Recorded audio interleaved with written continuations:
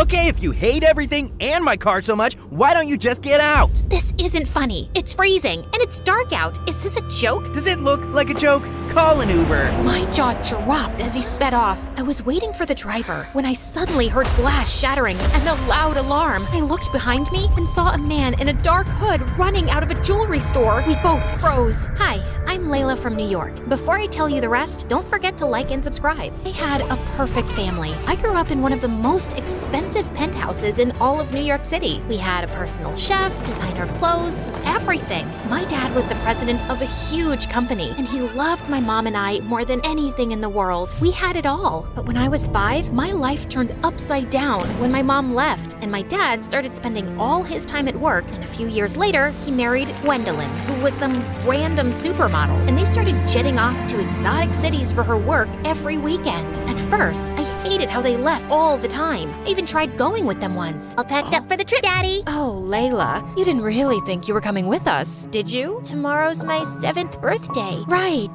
The housekeepers will make you the biggest cake you've ever seen. Toodaloo. But as I got older, I got used to them being gone for weeks, and eventually, I totally loved it. Who needed actual parents when you had their credit card? An empty house meant having epic karaoke parties, movie marathons, and makeover parties whenever I wanted. My parents didn't care as long as no one broke anything that cost more than $10,000. Having the best party house in an elite private school was like being royalty among royalty. Oh my God, Layla, your party this weekend was incredible. When's the next one?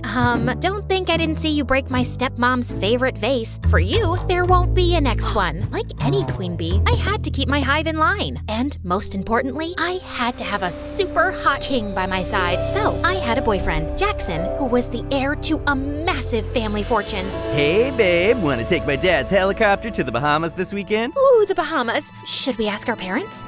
Good one. We even won prom king and queen 2 years in a row. I mean, it's not like it was a surprise. Life was totally perfect. But when I was 17, everything changed. Jackson was driving me home from dinner one night, and we got into the dumbest argument. He was always throwing tantrums. Okay, if you hate everything and my car so much, why don't you just get out? This isn't funny. It's freezing, and it's dark out. Is this a joke? Does it look like a joke?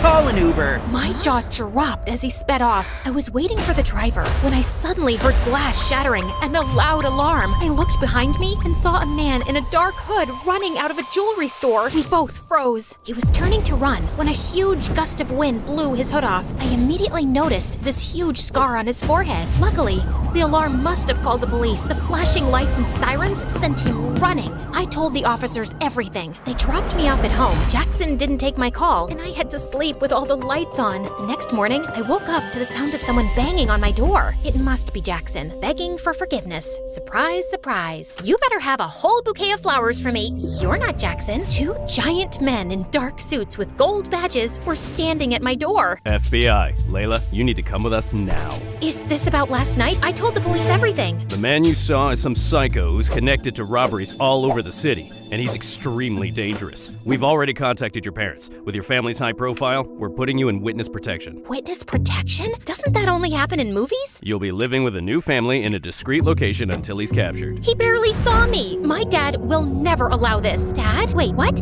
Can't you just come home to protect me? Apparently, Gwendolyn signed all the paperwork and sent it to the FBI that morning without even asking me first. You can't do this to me. I wasn't even allowed to say goodbye to my friends or take my phone. And I dozed off in the car until we pulled up to a small house in the desert. A woman and a little girl stood at the door waving and holding up a handmade sign. Eunice? Who is Eunice? Welcome home. Miss Celia will tell you everything you need to know from here. Good luck. Walking into the house felt like the beginning of a nightmare. Everything was so old. Even the floorboards were creaking under my feet. I know this is probably a lot for you, Eunice, but we're here to make you feel like home. Okay, but where's the rest of your house? I can't believe I have a pretty big sister. Don't mind Amy. She's only 5 and she is excited to meet you. I'm sure you're exhausted, but I was instructed to change your hair tonight. You need to be unrecognizable, Eunice. Are you kidding? I just got highlights. And please stop calling me Eunice. My name is Layla. Sorry, sweetheart. But according to your new identity, your name is Eunice. You're my niece who just moved here from a farm, and you have short green hair. Cool. I love green hair. I'm gonna be sick. Hopefully not too sick. You have to start school tomorrow. After hours of sobbing, I had no choice but to let Celia destroy my hair. Before school the next morning, Celia printed out a schedule and told me about my new identity. Whoa. AP Trigonometry Chess Club? You'll do great. Oh, and I packed you a sandwich for lunch. It's probably nothing as fancy as you're used to, but I think I make a mean PB&J. The best sandwich. Oh, and here's your phone. Don't try to sneak any texting to friends. It's only programmed to call me. A flip phone? Have a great first day. As if that wasn't enough, the students all looked so weird. Not a single person was wearing designer clothes. I guess I wasn't either. I shut the locker and jumped when I saw a tall guy with glasses and a plaid sweater standing right in front of me. Who are you? Hi, I'm Edward. Eunice, right? Yeah, I am. How did you know? I'm the chess team captain. I heard we were getting a new student today, and you're the only person here I don't recognize. Small town. I don't need a greeting committee. I won't be staying long. Whoa, sorry. I thought I'd help the new girl, but if you've got it all figured out, I'll see you later. Great start, Eunice. If the nerds already hated me, I wouldn't dare try my luck with the popular girls. I ate lunch in the bathroom, alone. This is all Jackson's fault. I was so furious that I spent the rest of the day in a daze, thinking about getting out and seeking my revenge. The final school bell snapped me out of it. Time for the worst part. We have a new member. Everyone, this is Eunice. She'll be my partner today. Earth Eunice, you go first. Oh, right. Okay. I bumped a random piece up on the board. I don't know what chess was like where you're from, but you can't do that. My aunt made me join. I really don't care about this. Well, we care, and I don't have time for someone who doesn't want to be here. Fine, whatever. I stormed out and looked for a phone booth since I couldn't use my own phone. There had to be a way to get out of here. I thought about calling Jackson or my dad until I realized they're the ones who got me here in the first place. Jackson abandoned me on the sidewalk, and Dad just straight up abandoned me. I gave up and went back home. I had the best day of school. We got to play outside, and I saw a rock that was bigger than my head. Okay, what about you? Did you make any new friends? Nope, but maybe a couple of enemies. I told Celia that I didn't want to go to chess anymore. Although, seeing them all play did remind me how fun it was to play with my dad. Did I just call chess fun? One day, I was walking to the bathroom for another sad PB&J, but someone was blocking the door. Edward, you know this is the girls' bathroom, right? I just wanted to make sure you knew that it wasn't the cafeteria, since you eat lunch here every day. Small school, people talk. Well, that was humiliating. What do you want? Surprisingly, he apologized for being so harsh on the first day. He even offered me to join him for lunch, where they play chess as well. I never thought I'd say it, but it was way better than eating alone in a bathroom. Edward even walked me home after school, and I saw Celia spying at us through the window before he dropped me off. Someone's making friends. Does he want to have a play date with me? I'll ask him. Edward and I started spending more time together, and it was fun. And I started to look forward to school, and I had to admit, it was nice not having friends who only looked for status and where I had to dress up like I was going to a fashion show every day. And once, as I prepared to leave for school, I saw Celia braiding Amy's hair, and it reminded me of my mom. I gathered myself and took my bag to leave. Okay, bye, Mom. Bye, before I knew it, Celia was hugging me. I'm sorry.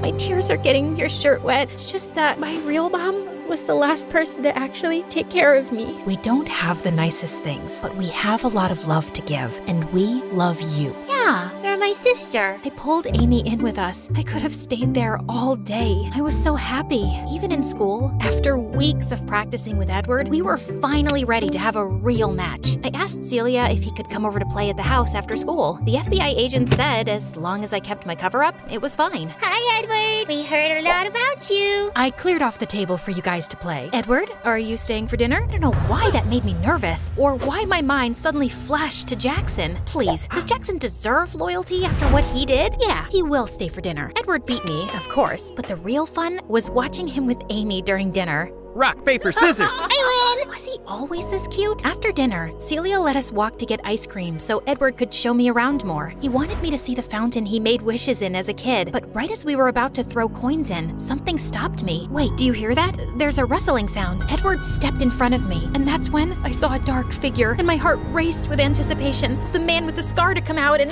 Jackson? What are you doing here? Layla, I felt terrible for what I did, so I came to rescue you. You're not safe here. You know this guy? Wait, why is he calling you Layla?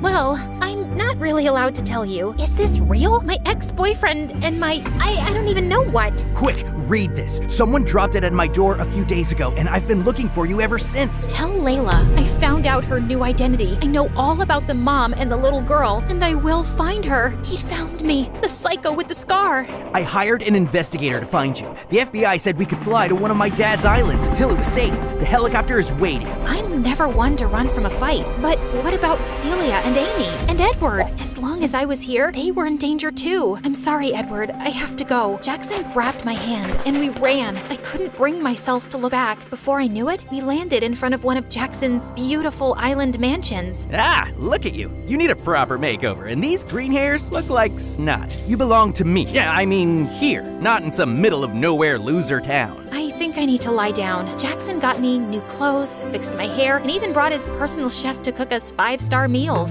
Wasn't this what I had been missing? So why did I keep thinking about Celia and those silly peanut butter sandwiches? You could at least say thank you. I'm basically your hero. I didn't really mind living there, you know. Very funny. Our dinner was interrupted by someone pounding on the door. Jackson jumped out of his chair to look out the window. Oh no. FBI, open the door. FBI? What did you do? He tried to block me, but I pushed past him to open the door. Good, you're safe. Celia thought something terrible happened to you. We've been looking for you for days along with your dad. We asked him to wait for you at home. But Jackson said I showed them the letter. Miss, the man you identified has been on trial for a few days. We were waiting until he was in prison to tell you it was safe to return. There's no way he could have written that letter without us knowing. I can explain. Jackson, you ruined everything again. I had a family who cared about me, friends who wanted me for more than just parties. Why do you even care? You got me into this mess. Because no one walks away from me! Only I can decide that! I am Jackson St. Germain! I always get what I want, and I still want you! Walked away? I was in witness protection. I didn't even have a phone. You're insane. The agents had to put Jackson in handcuffs to put an end to one of his famous tantrums. Get him out of here. The FBI told everyone I was safe and took me back to my penthouse in New York. Walking through the empty rooms, I thought about Celia and Amy, and I suddenly understood the difference between a house and a home. My baby, Layla, I'm so sorry for not being here with you all this time. I can't go back to the time that has passed. I know I was so focused on work because I was trying not to miss your mom, and I didn't realize how much you had grown up. You look just like your beautiful mom, and when I got to know that you were in the witness protection program, I used all my connections to find the scumbag bandit as soon as possible.